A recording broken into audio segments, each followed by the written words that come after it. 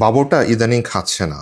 মা চিন্তা করলেন যেহেতু খাচ্ছে না, তার হাতে একটু মোবাইল তুলে দিই। মোবাইল দেখে দেখে একটু যদি খায়। পরবর্তীতে দেখা গেল মোবাইল দেওয়ার পরে বাবুটা একটু খাচ্ছে। মা খুব আনন্দিত হচ্ছে যে না, এখন একটু তো খাচ্ছে।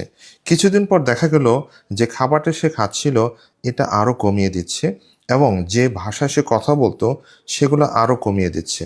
অর্থাৎ ঠিকমতো কথা বলতেছে না। বাসায় কেউ আসলে ফেলিয়ে তাকিয়ে থাকে, মা বাবা কথা বললে ঠিকমতো রেসপন্স করে না।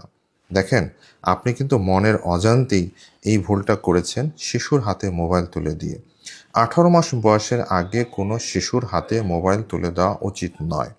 তাহলে কিন্তু এই ধরনের সমস্যা হতে পারে, বিশেষ করে আপনার শিশু দেরিতে কথা বলা এবং কারোর সাথে কমিউনিকেশন, অর্থাৎ কথা বলে যে তার সাথে কমিউনিকেশন করবে, এই ধরনের সমস্যা হতে পারে।